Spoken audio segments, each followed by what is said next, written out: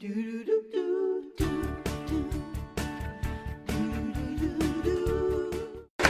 back, everybody. We are featuring some of our very favorite recipes throughout the year. And today, Orly Shani is trading in her sewing machine for a spatula. And she's going to show us. Watch out, world.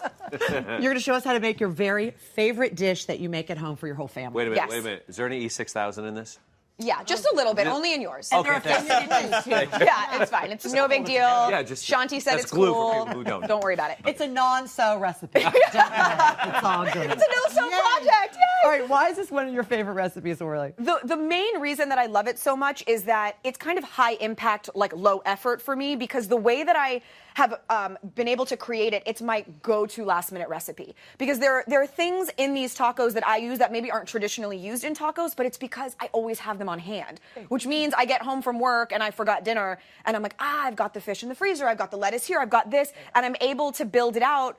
And it is always kind of like high impact. People are like, ooh, we're having fish tacos. And no, it looks fancy. How fab. Exactly. Yeah. I love that you always have fish in your freezer. That's great. Well, what I'll do is, this is mahi-mahi here, which is what we're going to use today. And it'll be great. I'll buy it when it looks really fresh, when it looks great, and then I'll freeze it so I have it for those days when I forgot I just want to know, seriously, I know everybody in your household, I don't know if the kids are going, ooh, fish taco, because I don't think it's your husband.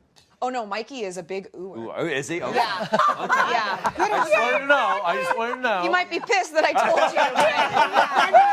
He's like this big buff dude who, by the way, is a cop, and he goes, ooh, I doubt that. Fish tacos, honey? You love this stuff. Yeah. That's true. Yeah, and that's one of the reasons why mahi is so great, is that it's not a really fishy fish, and Connor is like, Mr. Pickerson. He's super picky, so he can drive me crazy, but this is a fish that's not really fishy, which, makes it, he loves it.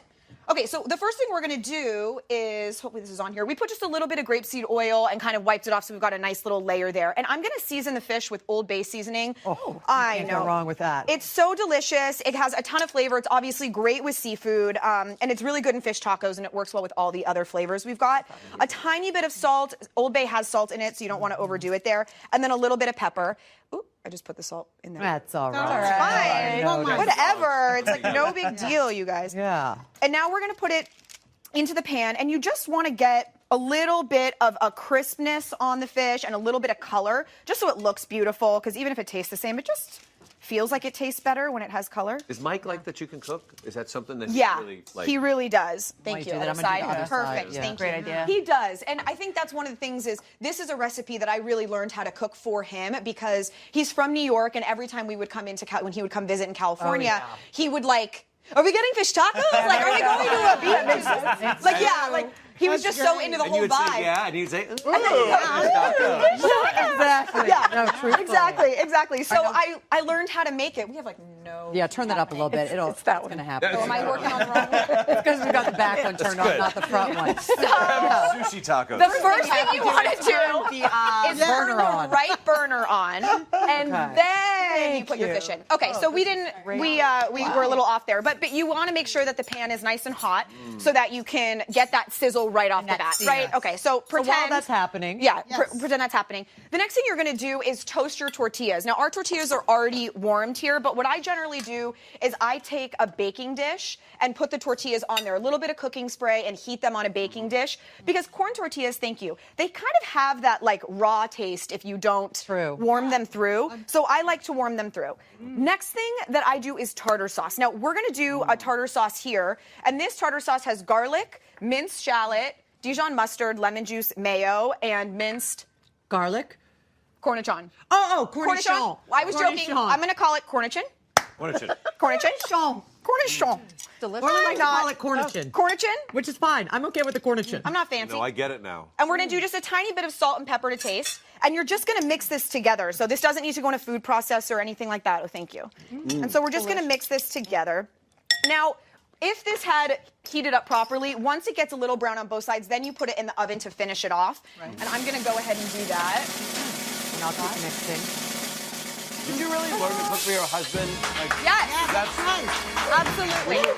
Were you a cook before, and then you just added his So I cooked a lot with my mom. She taught me really how to cook, and when I was living at home, we cooked a lot together. So that was probably how I learned the basics. But then I got really creative with new recipes that my mom didn't make growing up. Right. And that's part of the reason why I like some of these kind of hacks and shortcuts, because it was how I learned, how I was more inclined to actually try.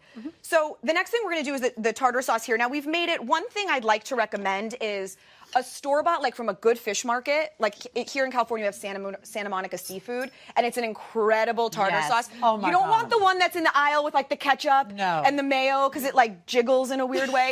You want the creamy, I yummy know the one. If you can get your hands on a great tartar sauce, that's another shortcut. You don't have to make it at home. It is. Because the good ones have like 4 ingredients in them. Just look at the back. And Yeah, they're so good. Exactly. So I like to put the tartar sauce, then a little sriracha if you're into some spice. Oh, yeah. Then I like to put my lettuce next. Why lettuce instead of cabbage? Yeah. So this is another kind of shortcut because I never have cabbage. Like I always have lettuce because I'm making sandwiches for Mike for work. I'm making, I make a salad every night for dinner, so we always have lettuce on hand. And if I did cabbage, it would be another run to the market, which makes this not last minute. Exactly. So then we're going to do a little bit of tomatoes. Again, whatever type of tomatoes you have are fine.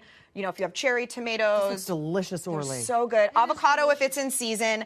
And then I'm going to chop up just a little bit of cilantro there. You know what? Oh, there you even go. need to. Let's rip it up. Tear it up. And then you can serve it with a little lemon and lime if you want on the side. And this is one of those things that I prefer to make just 4 tacos per person and no sides, because I just find that, again, it's great last minute because I don't need to have rice or beans or corn for a side. As long as I have these ingredients. Will you give that a taste? Tell me. Let me check in real quick with our freeloaders today. Shirley, Dan, how was it? Was it good? Excellent. I mean, I might have to echo Mike. Ooh.